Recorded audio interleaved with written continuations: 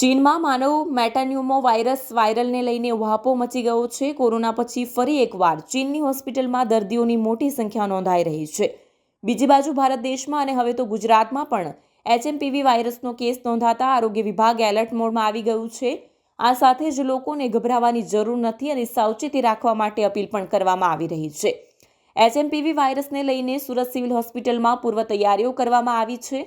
સુરતમાં હજુ કોઈ આ બીમારીનો કેસ નોંધાયો નથી. સરકારમાંથી હજુ કોઈ સૂચના આપવામાં આવી નથી. જોકે સુરત સિવિલના તંત્ર દ્વારા બેડ, વેન્ટિલેટર, ઓક્સિજન, દવાઓ સહિતનો સ્ટોક કરી લેવામાં આવ્યો છે. સૂચના આવતાની સાથે જ સ્પેશિયલ વોર્ડ શરૂ કરી દેવામાં આવે તેવી તૈયારીઓ કરી દેવામાં આવી છે. આ વોર્ડ કિડની બિલ્ડિંગમાં શરૂ કરવામાં આવે તેવી શક્યતાઓ છે. સુરત સિવિલમાંથી મળતી માહિતી પ્રમાણે સિવિલ હોસ્પિટલમાં રોજ 2500થી 3000 જેટલી ઓપીડીઓ નોંધાતી હોય છે, જેમાં શિયાળામાં શરદી ઉધરસના કેસમાં આંશિક વધારો થયો છે. શિયાળાની ઋતુમાં શરદી, ઉધરસ અને સામાન્ય તાવની ફરિયાદ વધુ રહેતી હોય છે, જેને પગલે ઓપીડીમાં આંશિક વધારો થતો હોય છે.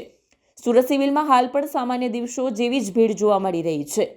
અત્યારે જે આપણે હ્યુમન મેટાન્યુમો વાયરસ HMPV એ વાયરસ અત્યારે આપણને જાણવા મળી રહ્યું છે કે ચાઇનાની અંદર એ વધારે કેસીસ જણાયા છે અને ત્યાર પછી ભારતની અંદર પણ બેંગલુરુ અને છેલ્લે હમણાં એક અમદાવાદની અંદર પણ કેસ આપણને જાણવા મળ્યું છે.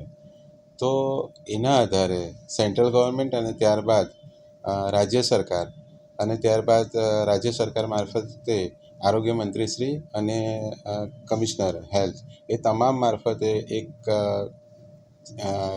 માહિતી આપવામાં આવી છે, જાણકારી આપવામાં આવી છે અને ગાઈડલાઈન આપવામાં આવી છે.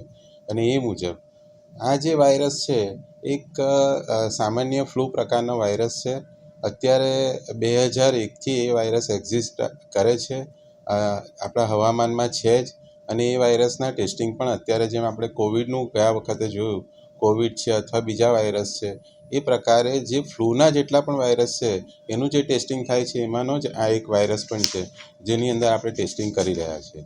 તો એ મુખ્યત્વે ચિંતા આપણે એટલા માટે ઉત્પન્ન થઈ કે ચાઇનાની અંદર એના કેસીસ વધારે થયા અને એ કેસીસની અંદર પણ આપણે જોઈએ તો અત્યારે જે એના લક્ષણો છે એ સામાન્ય લક્ષણો છે. એટલે ફ્લૂના જે લક્ષણો હોય, શરદી, ખાંસી છે, ગળું દુખવું છે અથવા તાવ આવવું છે અને સાથે સાથે થોડા ગંભીર થાય તો ફેફસાની અંદર શ્વાસ લેવામાં તકલીફ થવી, ન્યુમોનિયા થવું, આ પ્રકારના લક્ષણો છે.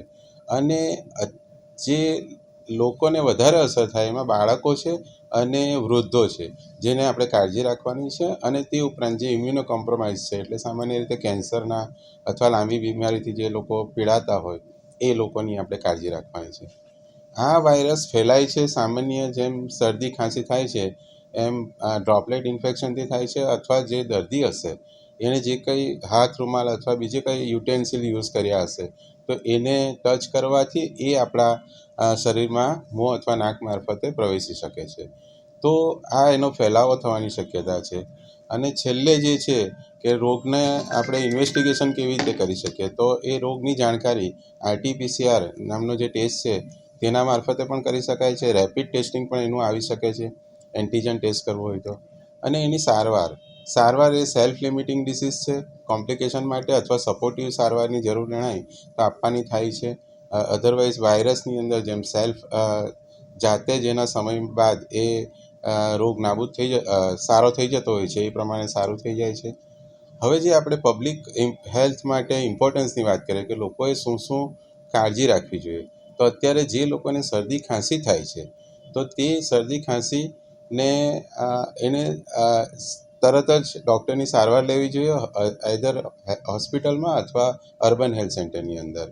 અને આના માટે ગઈકાલે માનનીય કમિશનર મેડમ, મેયરશ્રી એ લોકો દ્વારા પણ એક ચિંતા વ્યક્ત કરવામાં આવી. અને ચિંતા બાદ એ નક્કી છે કે આપણે ચિંતા કરવાની જરૂર નથી પરંતુ અલર્ટ રહેવાની જરૂર છે. એટલે એના માટે આ વસ્તુ કરવાની છે કે જે લોકોને આ પ્રકારે શરદી, ખાંસી હોય તે લોકોએ તાત્કાલિક સારવાર લેવાની જરૂર છે.